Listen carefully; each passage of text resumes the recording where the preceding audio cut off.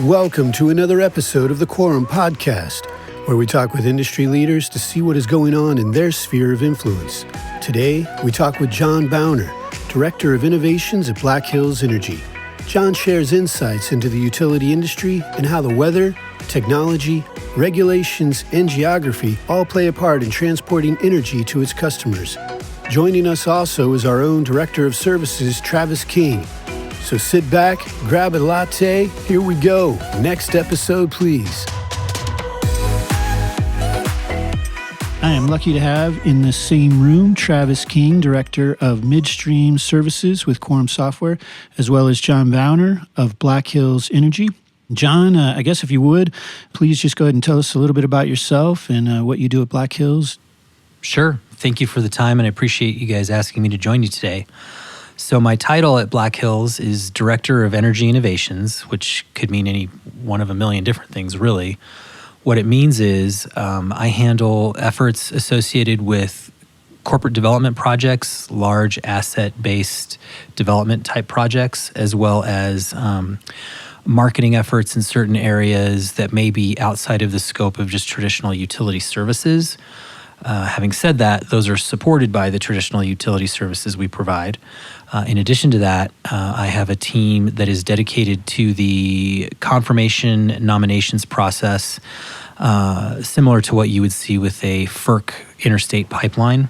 We've developed a couple of our assets and operate them as intrastate pipelines. We have some storage and long-haul transmissions. So that part of my responsibility is involved with making sure that the customers that are utilizing our systems, including our own utility, are getting accurate, timely information and are able to accurately and timely submit their nominations across these systems, utilize these systems in the way that is most beneficial to them, subject to how the customers are contracted across the systems. A little unique for a utility to have assets that it operates in that fashion. However, by doing it that way, we're able to capture some efficiencies as well as offer some other services that we might not necessarily be able to offer, which continue to drive earnings as well as allow us to share some of that revenue we generate with the customers themselves who pay for these systems, like any other utility, like I do here in Denver with Excel, or any other utility customer would do. That's good. So I guess kind of where do you see the trends in your industry? Boy, that's a good question. That's very interesting. I think one thing we are seeing, I'll answer it a couple different ways. One, I think, speaking to the first part of my long, rambling explanation of what I do think you're seeing utilities look for ways to optimize whatever they happen to have in their footprint. And I think that's kind of born out of the consolidation we've seen in the utility space over the last few years. There is a statistic, I will misquote it, but what used to be 60, maybe 70 publicly traded utility companies is consolidated down to, I don't know if it's quite half of that. I'd have to check that. But again, there's been a lot of consolidation in the space. My own company, for instance, Black Hills, has acquired other smaller utility companies. So we have participated in that consolidation trend. I don't know that is quite as prevalent as it has been. You've seen a little bit of a slowdown there, I think, just because the valuations have gotten so expensive. The company I came from, Source Gas, Black Hills, paid a lot for Source Gas. I think 4 years down the road, they've only seen that value increase such that if you look at it with, hindsight, it was a good deal at the time. Today, what they did 4 years ago was a good deal. So I think you're seeing a drive towards earnings beyond the traditional customer growth, asset deployment, although to put a little footnote there, certainly we're all aware of incidents across the country that are driving a lot of infrastructure development by traditional utility companies. There's a lot of just aging and old pipe in the ground. And And it takes a huge amount of energy, effort, and capital to get these somewhat aged systems up to modern standards. So that's kind of the big utility picture piece of it. The other thing that we're really seeing hitting the discussion, the boardroom, the senior team discussion level is where do traditional electric and gas utilities play with the drive towards quote unquote renewables in energy itself. That is a very big topic that certainly here in the state of Colorado is being discussed. Everyone is probably well aware of everything, or at least should be aware. There's a lot of this stuff happening in California, Oregon, Washington, New York. Definitely there is a push towards emissions reduction, towards utilization of renewable energy sources such that they exist. And if you're a utility who's been around for a century and you've built electric distribution lines or gas distribution lines based on how it naturally evolves over time, you're really delivering generated electricity from either coal or natural gas for the most part. Solar supplements that more readily. The gas side is a different equation. It's challenging to come up with an offset for gas. Gas itself, not that long ago, was seen as a beneficial commodity relative to its ability to displace coal to generate electricity. Quickly, we are seeing a push to move even away from that. Things like beneficial electrification, certainly on a lot of people's lips right now. There's a lot of discussion and development across the country of renewable natural gas, methane recapture essentially from feedlots and treatment facilities, landfills, that kind of a thing. So you're seeing a lot more focus on that. Generally, those sort of cutting edge things are driven more by private equity, the people who are on the sharp end of the stick. At the same time, because it does impact a utility's footprint, we are either electively, such as we're trying to do, or passively by force, having that be part of our discussion all the time. And so what kind of things are you doing from a company standpoint? Well, we have an in-house renewable natural gas team. It was fairly small, and that has been bolstered significantly quite recently. That's one of the things that has come under my supervision. And we have a team of myself, a couple of others on my staff, as well as a couple of senior people at the company who are working on both an approach from a regulated retail delivery side as well as a potential investment side. Other utility, like I'll use DTE as an example, again, traditional large utility. At the same time, they've seen value here and they've seen benefit here. So I wouldn't say we're emulating their model, but we're not the first into the space. At the same time, we don't want to be the ones who are left paying for it, but not able to be proactively involved in it. Additionally, and I can't speak as much to this just because my expertise and my career has always been on the natural gas side of the business. Certainly, we've developed wind farms and we're heavily involved in renewables on the electric side. And it's a different equation. It's challenging to move into a renewable. Today I heard the word sustainable, and I sort of thought, I wonder what is sustainable natural gas? I get what renewable natural gas is, and I'm a big proponent of it. Mm-hmm. I hadn't heard sustainable before, so I thought that was kind of interesting. But it is definitely something we are talking about constantly. In fact, I would say most of my time right now is devoted towards it. Nice. So how do you keep up with the different trends with like what your, I don't want to say competitors, but other companies like DT are doing? It's kind of the old-fashioned way.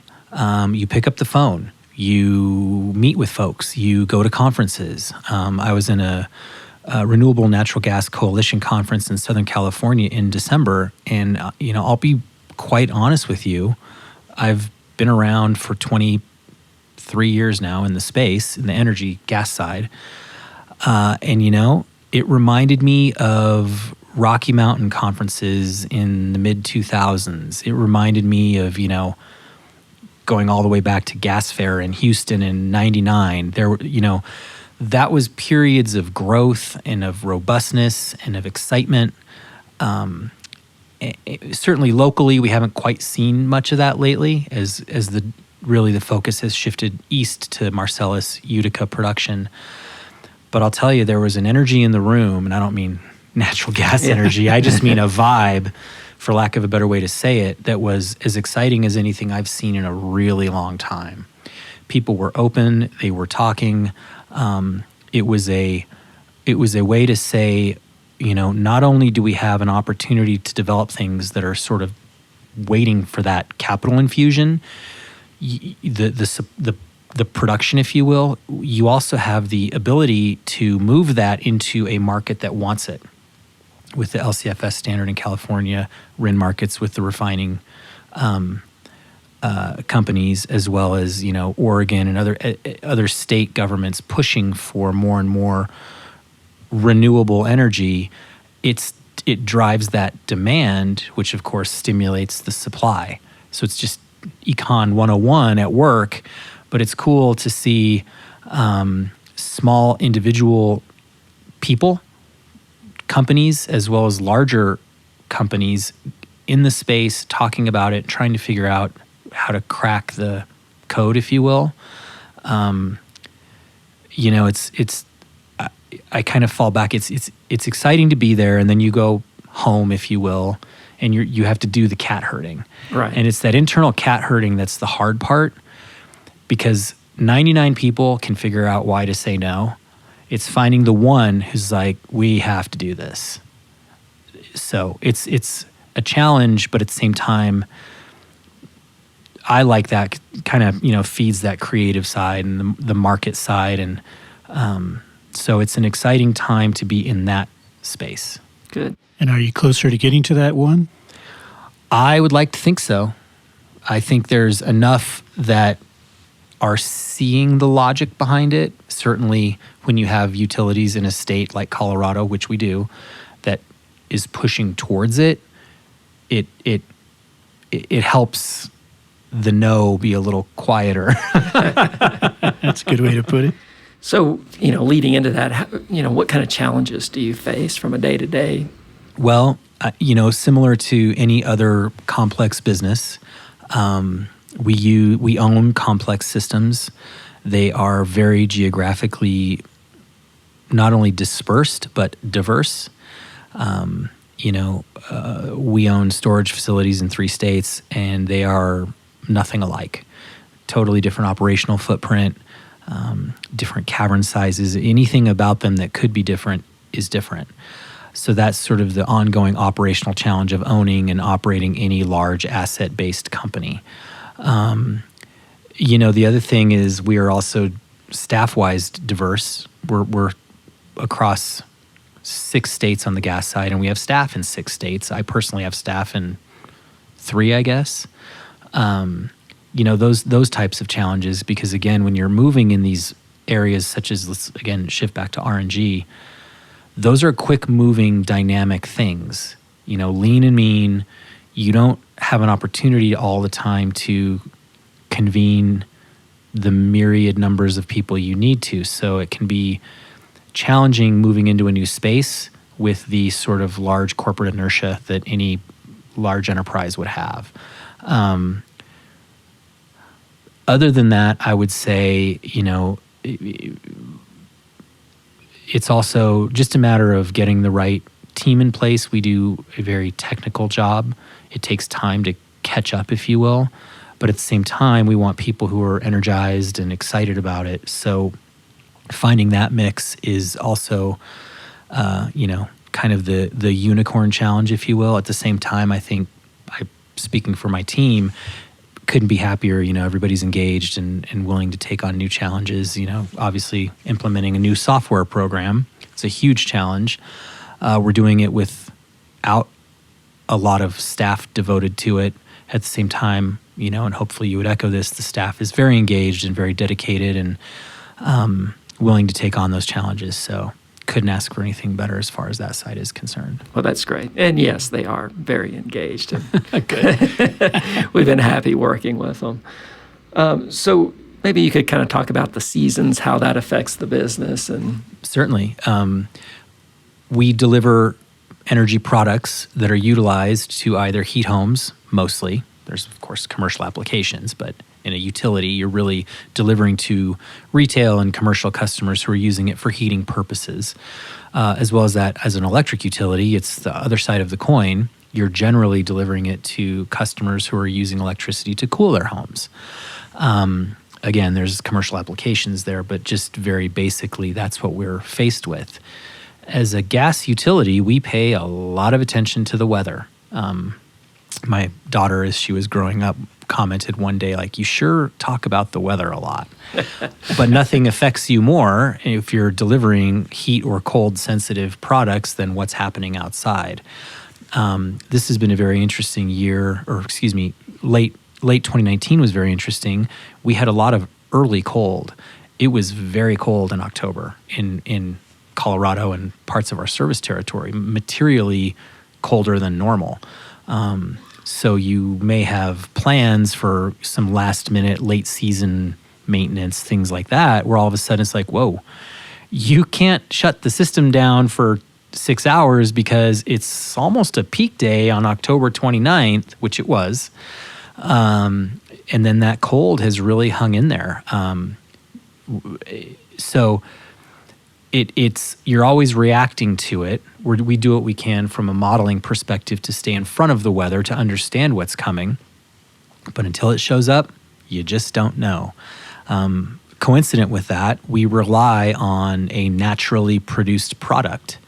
So as the cold gets increasingly severe, that not only affects our demand by increasing it, it also can affect the production fields or a storage field. You can have freeze-offs. You can have, if you have a little bit of water in a gas stream and it collects in a little valve, it doesn't take a lot. If the ambient temperature is 5 degrees and the wind's blowing 40 miles an hour for that to turn into ice, you're frozen off.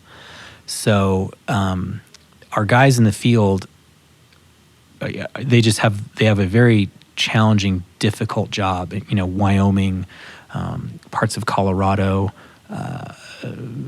Nebraska. These are winter states, and it gets cold. It gets cold. On the opposite side of that, when you're doing maintenance and O&M work in July in Arkansas or Nebraska or Kansas or Colorado or Wyoming, it can get really hot.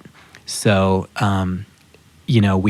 safety is obviously a priority at a company such as ours. Additionally, when you have high heat, you have the electric side of the company going as hard as it can. And certainly, we did not see severe heat in our territory this past 12 months. I mean, it was warm, of course, it's always warm. But I wouldn't say it was as severe as we've seen, some years not too far away where record, so many days above 100 in a row in Oklahoma, things like that. It wasn't quite that bad, but it's challenging throughout the year. It's just dependent on which side of the company is being hit with the challenges. And then lastly, we deal with terrain. Colorado, for instance, is obviously very mountainous. So while you might on a map think a pipeline goes from point A to point B in a straight line, there may be elevation gain and losses of hundreds of feet in there, granite pockets that you have to bore through, river crossings. You pick anything. We've always joked, if you want to have 100-year rain or snow, try to build a pipeline. So those are just sort of the high-level challenges we deal with in a day-to-day as a corporation. Have you ever had any cases where you weren't able to keep up with the demand? I would say that we are always progressively building our assets out such that we can handle what we refer to as a peak day. And that really is based off of a 30-year analysis. So theoretically, we should not be in a position, if things are operating appropriately, to not be able to serve our customer base. That's sort of the worst case scenario for us. So we're continually on the engineering side and the planning side, working to never be in that position. Now, having said that, if a backhoe plows into your gas line, or, a failure in a compressor station. Those things do occur. These are complex machines and long stretches of pipeline. Those instances, that's a force majeure situation outside of the normal operational state that we would be in on any given day. So fortunately, we don't have to have a lot of worry about that because we're constantly planning so that never happens. That's good. So what are kind of the things that keep you up at night? Well, that's a good question. outside of my daughter's college selection. That is a biggie. Been there. I would say, and I don't know that it necessarily keeps me up at night. I think the thing that I spend a lot of time thinking about is not necessarily what's happening today, what's going to happen in the sort of 6-month, 12-month, 2-year time frame. Again, shifting to RNG. Those are just development projects. They take a while. On the regulated utility side, to build a needed, necessary asset, if you get to where it's large enough, it may be 2 or 3 years. That's just to get it through the regulatory approval process so you can begin building. Meaning, you may have a year of regulatory work and then you start building, and then if it's sizable, it may take a year or more to build. So we lived through an instance in Wyoming recently where we built a large pipeline successfully, and it's been great for the Casper system, but it was about a 2-year, fire the gun to finish digging, cut the ribbon, we're good to go. Even though that was only a 35-mile pipeline, it can move a significant amount of quantity of gas. Again, these are complex projects, and that one for a pipe of its size was about as simple as it could be. So the making sure we are thinking far enough ahead so that we are not looking at what's right in front of us. That's, I would guess most business people would say something similar to that, but that is really a challenge because you don't want to get caught where you are not at least involved in the discussion, and even better, you're guiding the discussion. Right. Don't have something happen where a commission tells your utility, you need to go fix this now. You want to be fixing it and saying, hey, we recognize this, we took care of it, you need to approve this project. You're dictating how things are working as opposed to being told what to do. Excellent. So what else can you tell us about the local distribution companies, the utility companies? Well, I would say that, ironically, the goal is to not be on your mind, meaning we want to be providing something that is cost-effective and that is efficient and that is there whenever you need it. When I go home tonight and I turn my light in my kitchen on, I want it to turn on and I don't want to think about it. When my furnace kicks on, I want it to kick on and not think about it. So as a consumer of energy, I am a fan of the providers of that to me to be always working on their systems, always be looking for the most cost-effective solution to whatever may be happening. Certainly, Denver has seen a huge amount of growth in the last several years. So obviously, infrastructure development is a big part of what's happening. In Denver, of course, but even in other parts of the state, we have a lot of growth. Certainly Fayetteville, Arkansas, growing like crazy. So making sure that your utility company is out there doing the appropriate infrastructure development, infrastructure build, planning for the future so that you can continue that supportive economic development. It's hard to get a 30-story building built if you don't have gas, water, electric, all those things that, we require in order to come to work every day and do our jobs. So I would say if we're not on your mind, we're doing our jobs really, really well. And then if you are investing in utilities, hopefully you're getting some comfort that the utilities you're investing in are thinking in that 6, 12, 2-year range so that they're not only worrying about what's going on now, they're worrying about the future and hopefully they're shaping their business accordingly because things change, paradigms shift, technology is ever evolving, and it only is getting quicker. It is not slowing down. So I would throw that out there as well. So you mentioned kind of the changing market. We're conducting this discussion here in Denver, Colorado. Can you speak to the climate, the industry? How are things in Colorado? And from a utility perspective, sure. Colorado is a very interesting state. It's probably the most unique state that my company deals with. Different in that we have the largest city, and I better make sure I think about this really quick. I'm pretty sure Denver's the largest city in any state that my company provides utility services in. I think that's true. Colorado is traditionally a fairly progressive state. So again, innovation, renewables, there's a reason why Colorado is talking a lot about renewables. You have a lot of people here who are environmentally sensitive, environmentally active, probably a different governmental profile than you may have in some of the other states that we deal with. And I guess that's another thing to point out is that I've mentioned regulatory throughout the conversation, but we are regulated by state commissions. So the Colorado State Commission regulates our business in their state as they see fit. That may be very similar or very different to the Wyoming Commission or the Arkansas Commission. So we need to be very sensitive to what's going on in Colorado, and there is a lot going on in Colorado. We have a fairly new governor. That's always a change. You've got a very active commission in the state, so it's not that other states aren't active, but a commission that really wants to know what is going on. They're appointed by the governor. The commissioners are appointed by the governor, so it's definitely a tie to that. So we need to make sure that we're sensitive to the political climate as well as just the general population in the state of Colorado. What do you want? It doesn't make a lot of sense to try to get a coal-fired generation plant built to serve Denver, Colorado. It just wouldn't work. So again, in my point, what's coming down the road? What's in 6 months? What's in a year? What do you want that we can be working on now to make sure we're meeting or exceeding not only your state requirements, but also so we can be delivering things even ahead of that curve, if that makes sense. Yeah, it sure does. Is some of that related to the Bureau of Land Management when you're talking about these commissions?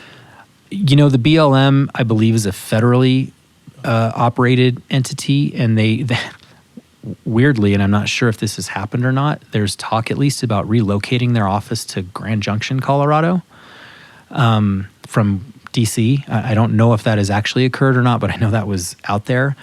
The part, it's interesting you bring that up because I mentioned earlier we do operate storage facilities, and storage is an interesting animal, natural gas storage. It's an interesting animal.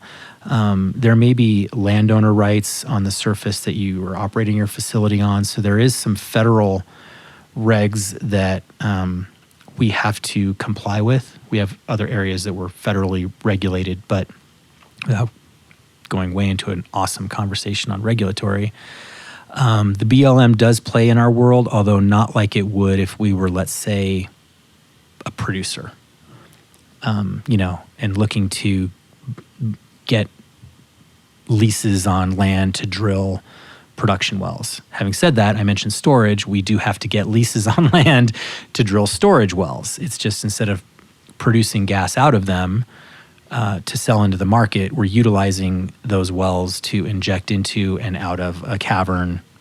We have a facility in Colorado that does just that, and it's actually the highest operating storage facility in North America. It's kind of cool. It's right outside of Carbondale, Colorado, basically. It's beautiful. It's amazing that there's a storage facility there. Wow. And then you had mentioned your 23 years in the industry. Can you speak to how technology, both be it hardware or software, has kind of changed things, helped things, hindered things? Absolutely. Definitely have seen evolution in that space. I mentioned the old-fashioned way, picking up the phone. When I started in the business, every morning I worked for a company that had a trading arm. the guys would come in, the people would come in, sit down at about 8:30 or 9, pick up their phones and start calling around. What are you seeing trade here? Where are you seeing prices there? And they were just doing discovery every morning. So they knew maybe the price was $225, maybe it was $250, but outside of a NYMEX feed, that was about all you had. And of course, I'm sure you guys are well aware of let's even step pre-Intercontinental Exchange, Enron Online. Everybody probably remembers Enron Online. Funny because it's Enron, at the same time, visionary that you could go log on to a platform and see a price. I mean, that was crazy. That was new. That was a level of transparency that had never been out there as far as I'm aware. Obviously, they went away.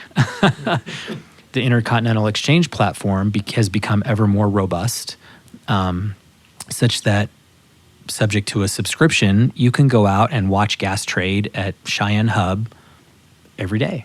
It's amazing. There's no longer this sense of opaqueness, such that, he may think it's 220. I really think it's only 210. So I'll sell him that 220. It's like, no, we're just watching it trade right now. Certainly that has led to a lack of volatility in the market, but you could argue from a consumer, that's a good thing. That would be an area of most definite change. And then so along with that, the way people within the industry are communicating. Again, instant messaging, very simple, but revolutionary. You can converse with 2 or 3 or 4 different people at the same time. You couldn't do that in 1997. Products such as Quorum software. I mean, when I started, it was mostly FERC pipes that I dealt with back then. Everyone sort of had an in-house built system. Some were great. Some were like as bare bones as it could be. Getting information out of them was very difficult. Even knowing what you've put into them sometimes was very, very difficult. And certainly in the interstate, the large pipeline world, FERC has gone a long way to saying this needs some streamlining.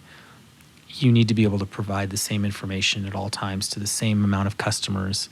So that helps shippers on those systems understand what's happening. If there's a notice, and in the old days you just called everyone to say, oh, by the way, compressor X is down, sorry, and you don't call everyone, well, what are you going to do? So the level of information dissemination and the speed with which information can travel now is fantastic. It's probably the single biggest thing I can think of just off the top of my head, and of course pertinent to the rest of our lives.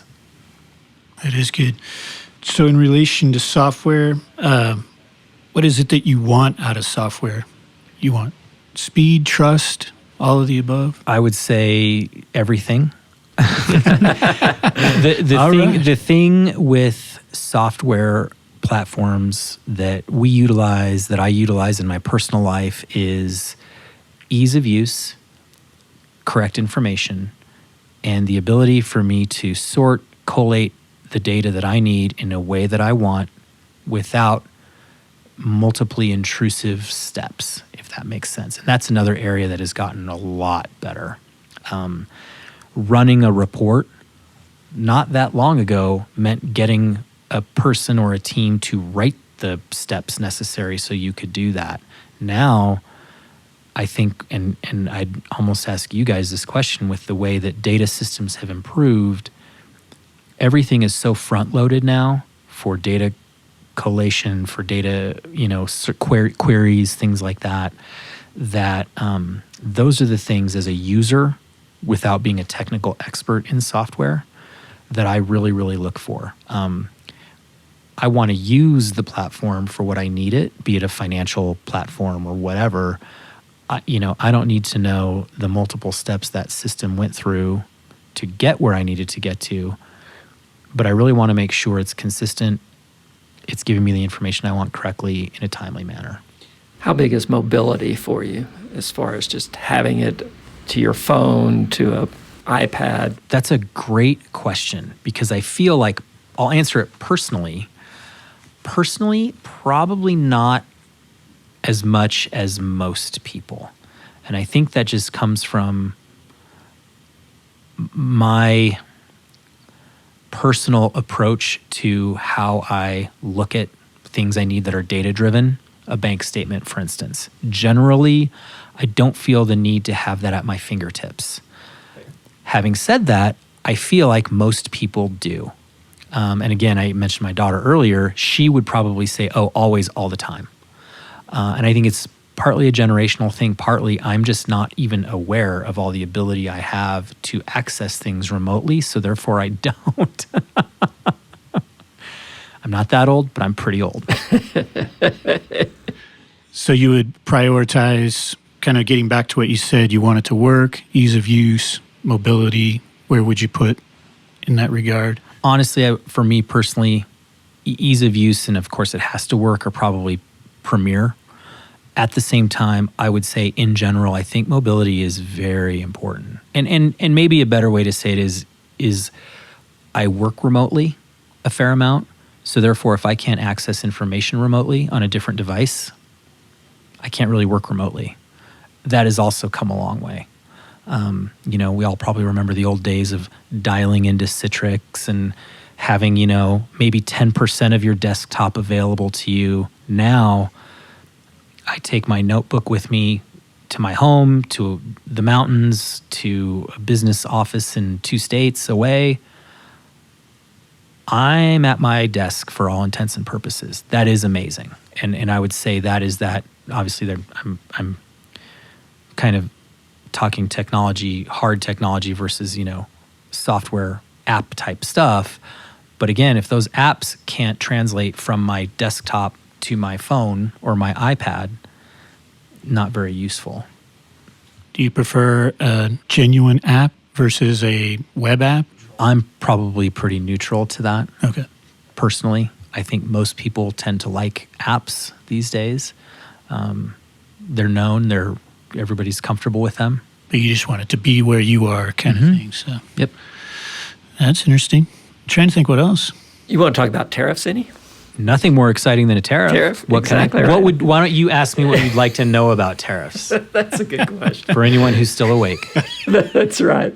Don't want to put people to sleep. Well, I guess differing from state to state, right? Mm-hmm. And kind of how difficult is it to make tariff changes? Let's talk about it from that perspective. So if you think about a tariff like a rule book, it's the rules that govern how my system operates and how users of my system have to behave, for lack of a better way to say it. They have to get approved by state commissions in the state-regulated environment such as we play. I would say if you've done your homework really well, and you have a really good story, it's difficult for commissions to not approve what you want as long as you can show it's useful and it's beneficial. If you were to come in with some inordinately onerous cash out provision, well, probably not going to get that. Rates, we'll leave rates sort of off just because that's, what the customer pays, and that's really a calculus based on data.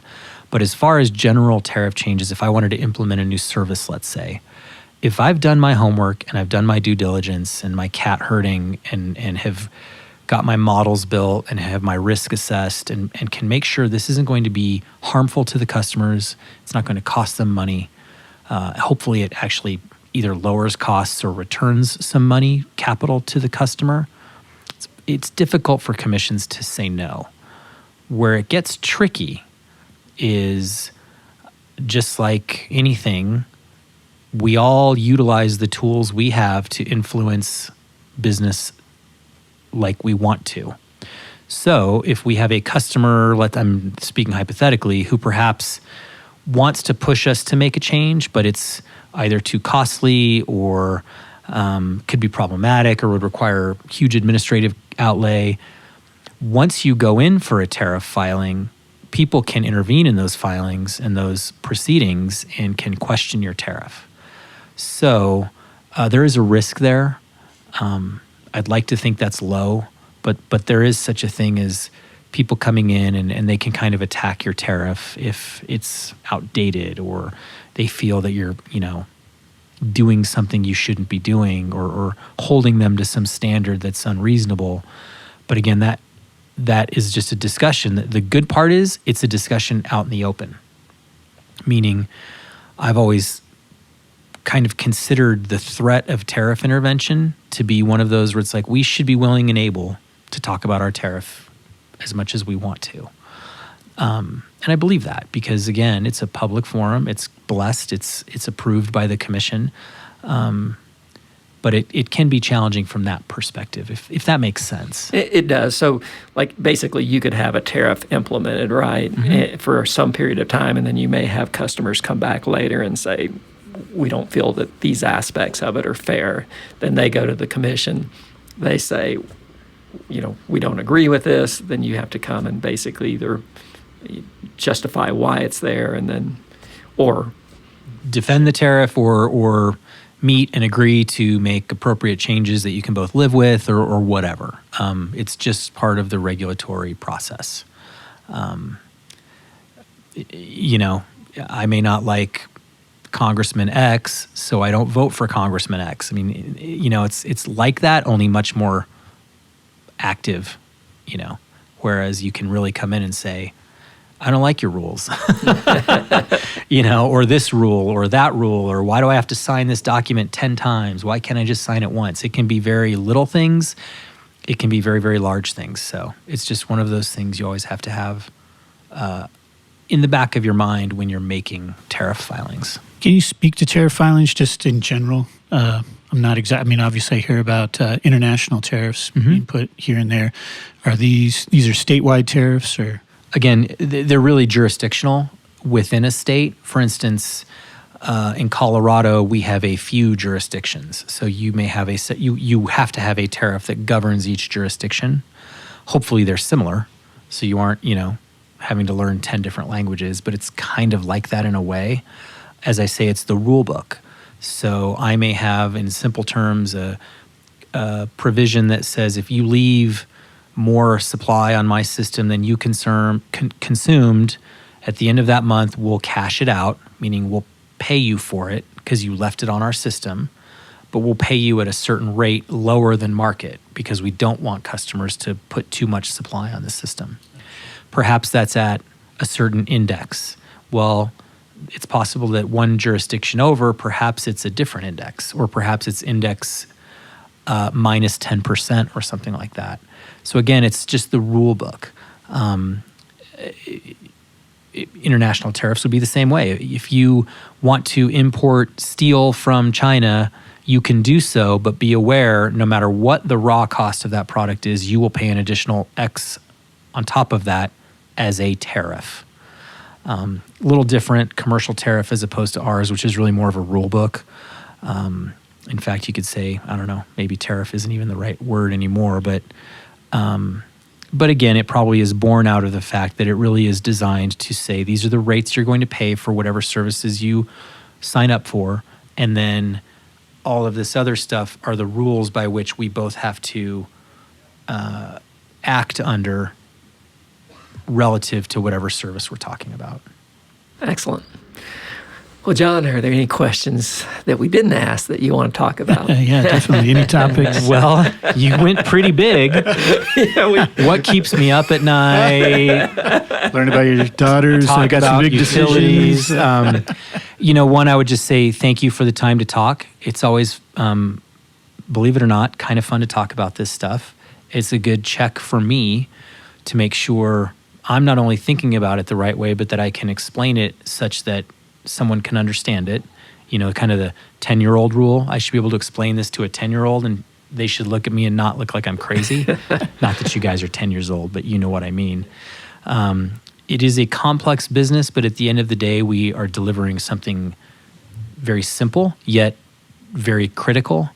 Again, I'll echo that from a utility perspective, if you're not thinking about us, that's kind of good At the same time, I want investors to think about us and think that we are working to be as much on the cutting edge as we possibly can be, and that we have a team dedicated to safe, consistent, compliant, successful operation every day. So that's wonderful. You can't ask for better than that. So that sounds like a good commitment to your customers. So, well, I greatly appreciate both of your times. Thank you, Travis. Thank you, John. Sure. Thank you, John, for taking the time to come. Absolutely. Thank you for inviting me. Appreciate it. Thanks again to John for taking the time to talk with us and share his industry insights. I'm thankful to what he and Black Hills Energy do on a daily basis to transport energy. Please join us next time when we will talk with Joey King with the Boxley Group.